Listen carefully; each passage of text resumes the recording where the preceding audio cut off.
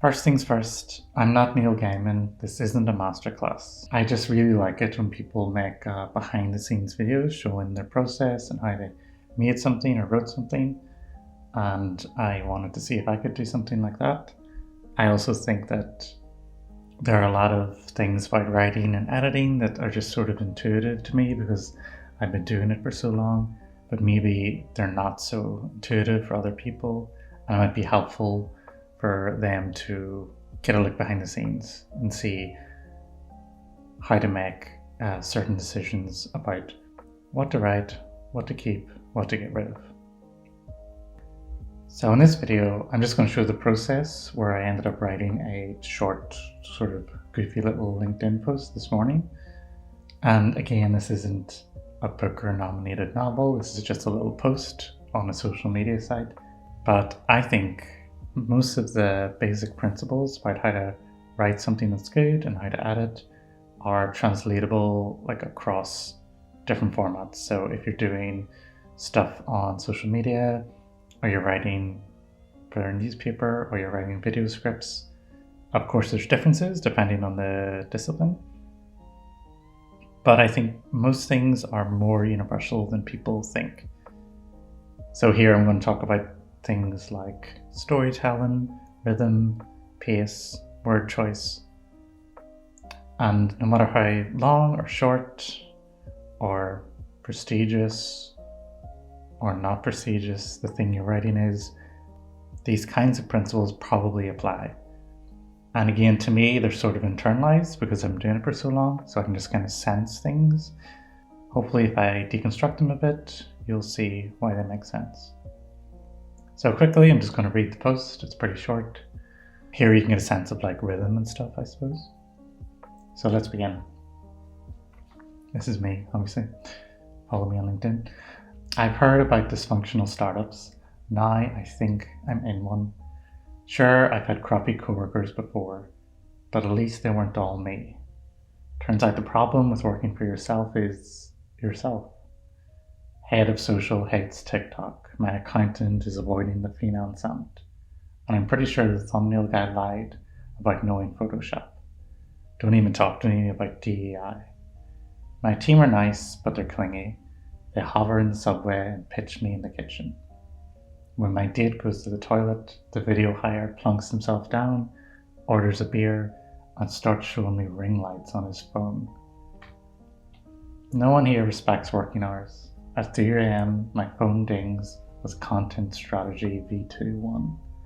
While I'm counting eggs in the checkout queue, the CFO leans over, hands me revenue projections, and shakes her head. Company morale is unstable. Sometimes the entire workforce won't get out of bed. I try to keep the kettle boiled and the team happy, but they're a difficult bunch. The team building budget only goes so far. I try to lie in one-on-ones, but my manager knows all my tricks. And then you have classic Spidey pointing at Spidey, because this company is entirely me. So that's a little thing about the feeling of like being or trying to be a freelancer, freelance writer, editor, YouTuber, follow my YouTube. Now we're going to go behind the scenes and see how I wrote that. We'll go from initial like idea or concept through to rough draft, through to the final clean draft. And we're going to see how I made certain decisions along the way and how you can try to make similar decisions for yourself. So, start at the start. I had the idea of, okay, being a freelancer means I have to do everything myself. It's really difficult. There's lots of things I don't know. I'm sure most people in my situation can understand that. So that was the point. I thought it might be interesting to communicate, but I didn't want to just like say those things because to me that's not like super interesting. I'm sure other people on LinkedIn have said like similar things before, and I didn't feel like it would actually be any fun to write. And mostly if something isn't fun, I don't write it. So then I thought, okay, what's a concept here that would like communicate this but would be a little bit fun to do? And then I thought, I pictured myself working in a company where everyone is me. It's like made a bunch of multiverse variants of myself.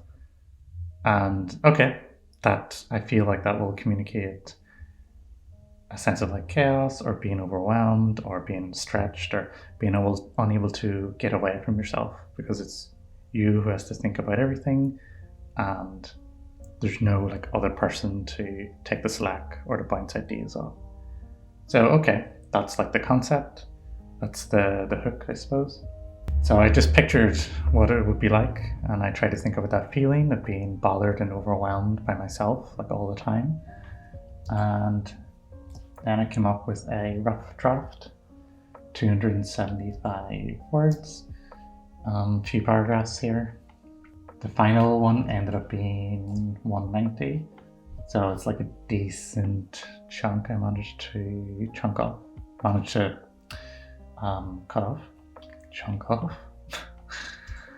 So I'm not going to like go through and read it all because I've just read you the final bit.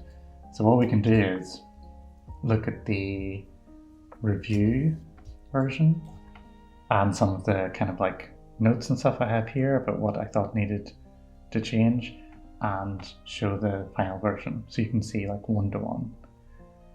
So I just kind of like thought of these different scenarios of if everyone was me and my whole company was me, and I tried to think of like little scenes, little like exchanges or interactions or even like bits of dialogue maybe between me and my like variants, like my multiverse me's. Because even though this is just a LinkedIn post, I like storytelling in whatever thing I'm trying to write. So if I can make like little scenes or have little characters almost or interactions, if I can show things happening, so rather than saying being a freelancer is a little overwhelming, I wanted to create the feeling of being overwhelmed that the reader could sort of connect with. When it comes to storytelling, one of the big principles is like show, don't tell.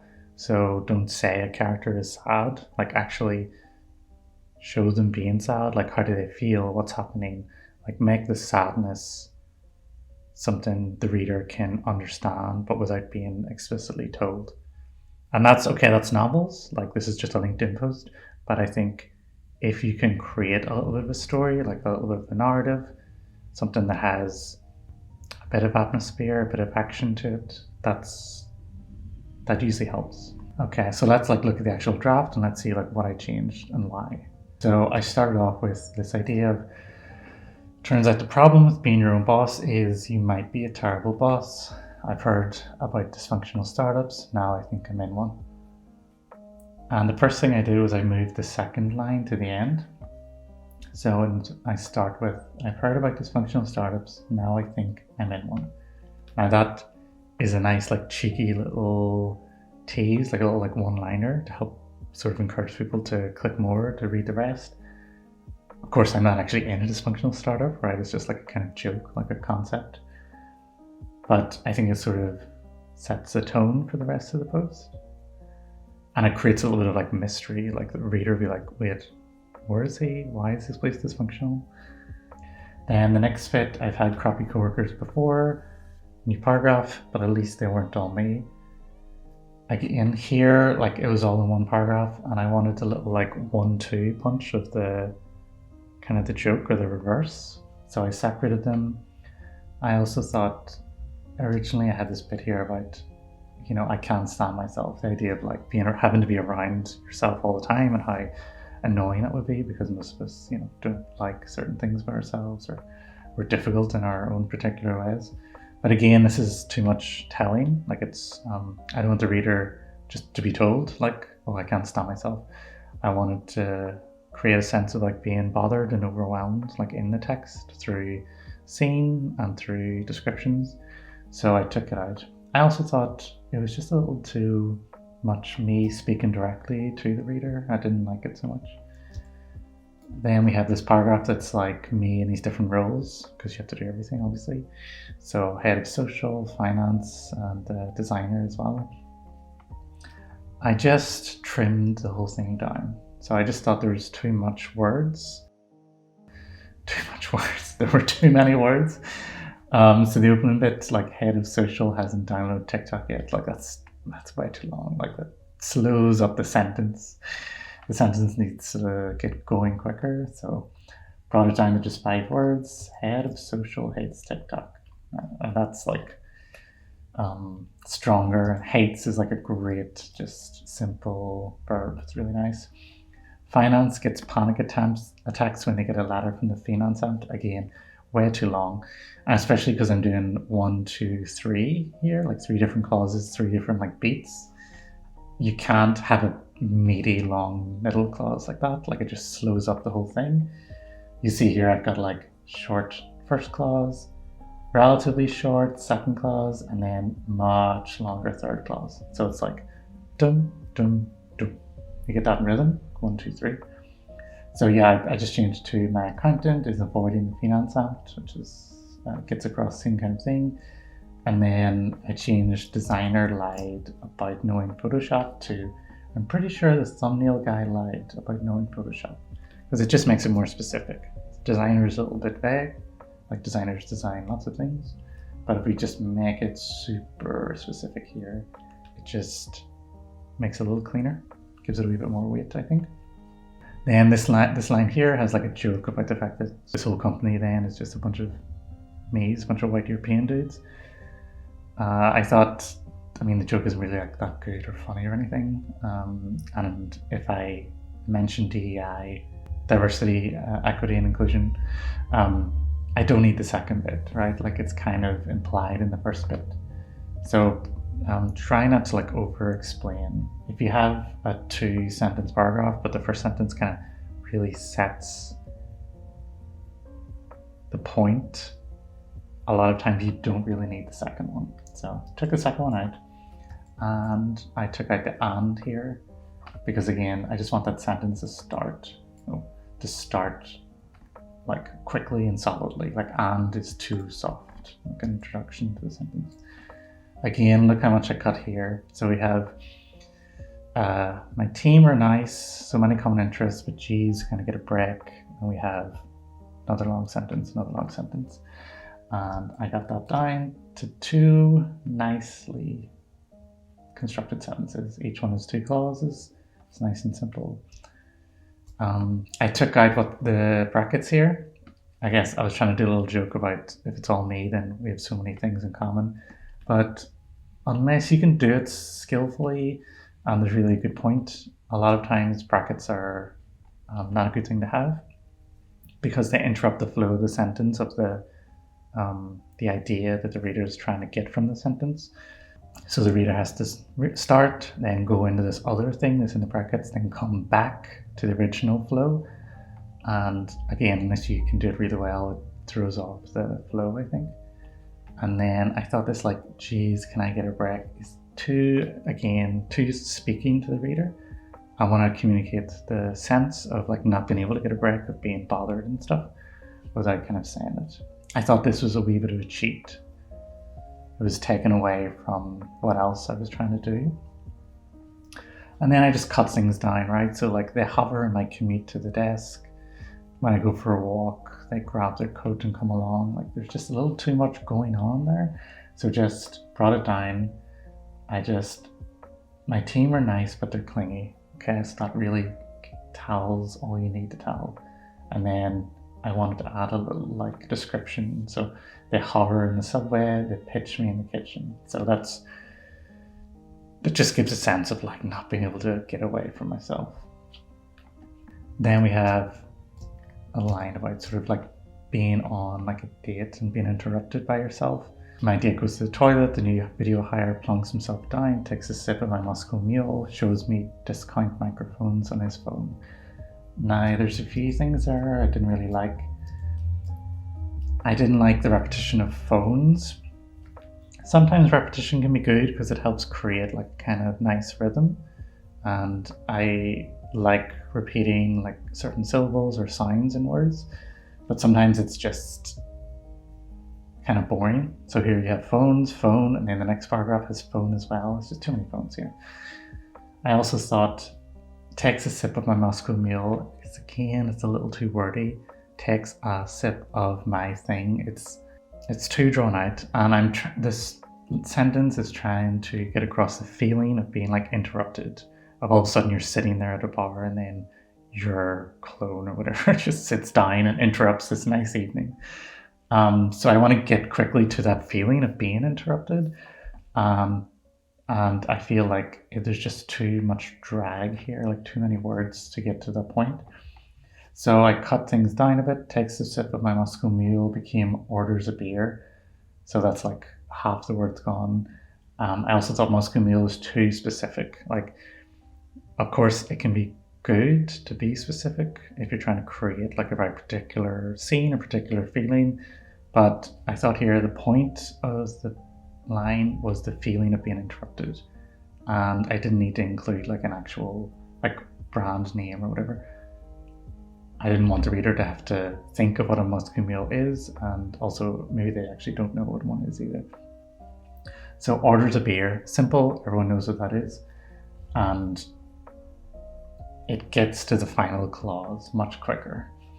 So I changed it from shows me discount microphones on his phone to starts showing me ring lights on his phone. So I took out microphones, changed it to ring lights, and discount again, too many words kind of drags the feeling. So I took that out. I also changed the tense here. Like, can you see instead of and shows me discount blah blah blah, it's starts showing me? Because I wanted that feeling of like when a person drops you and then they start showing you something on your phone and you don't know how long they're going to be showing it. Shows me on his phone suggests like one particular action. It suggests that he opens his phone and he shows me something, and that's the action. But if I say starts showing me, obviously it creates more of a open-ended action. So again, it's this feeling of like, oh God, I'm trapped here. I have to look at this thing. Nearly finished here. So next one is about no one respects working hours, because obviously if you're a freelancer, you're thinking I'm working all the time. So a few things I didn't really like here. I thought my phone lights up at 3 a.m. with our newest content strategy. A little bit vague, like what does that mean? Like, do you get an email? Do you get a ping or a notification? Like, what does it mean? What is that? What is the content strategy here? Again, I just want to communicate a feeling of being interrupted and bothered. So that's the main thing, and I don't want any ambiguity. So I changed it to at 3 a.m. my phone dings with content strategy V21. So it's like obviously a document. I don't love this. I think maybe there's too much going on in this file name, but I think we can all relate to this feeling of like receiving a bunch of versions of a document. The second sentence here, while I'm standing in the checkout queue, counting eggs for the week, CFO leans over, hands me running projections, whispers dire words of warning. Again, it's just a little too much. It's like 5 clauses, and I don't think I need all of them. So I took the first 2, while I'm standing in the checkout queue, counting eggs for the week. I just globs them together into one clause, while I'm counting eggs in the checkout queue. Now, that gets us in the scene much quicker. And if you're just trying to set a scene or get like a sentence going, try to think about how you can shorten that and like do it much quicker. I thought whispers dire words of warning was a bit Shakespearean or something.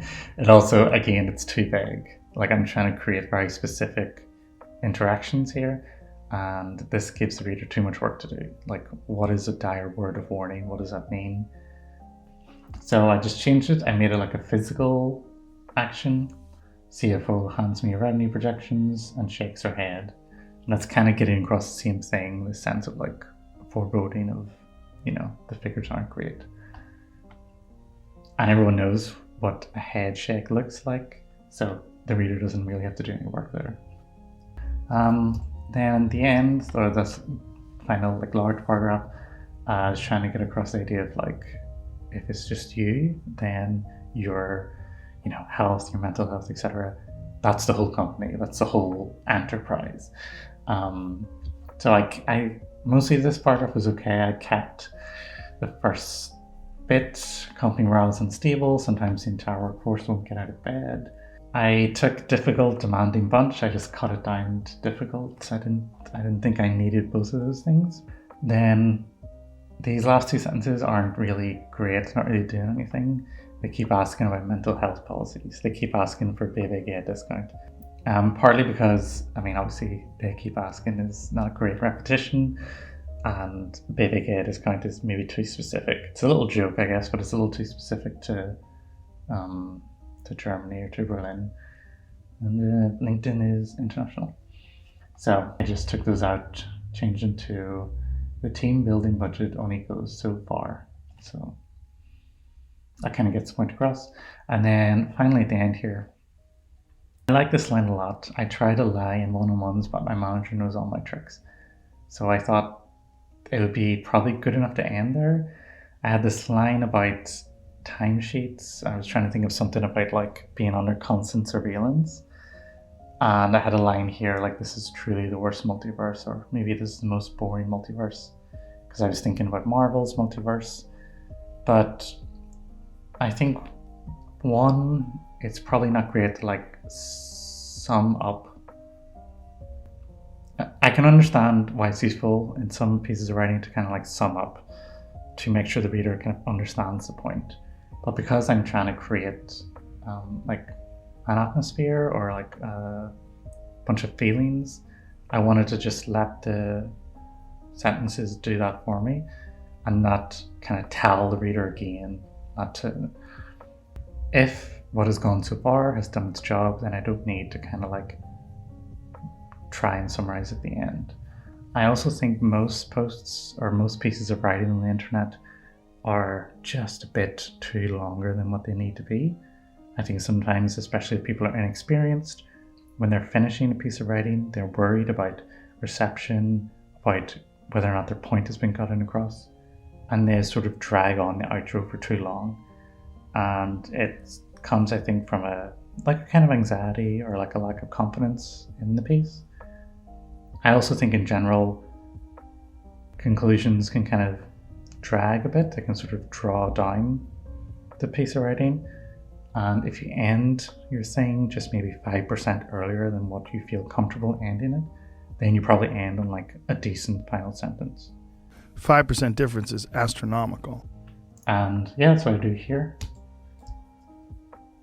It's a nice little bit to end. And then we have, yeah, Spider-Man pointing at Spidey. And that's it. That's how we get this. I hope some of that was useful. I'm going to keep doing these behind the scenes videos.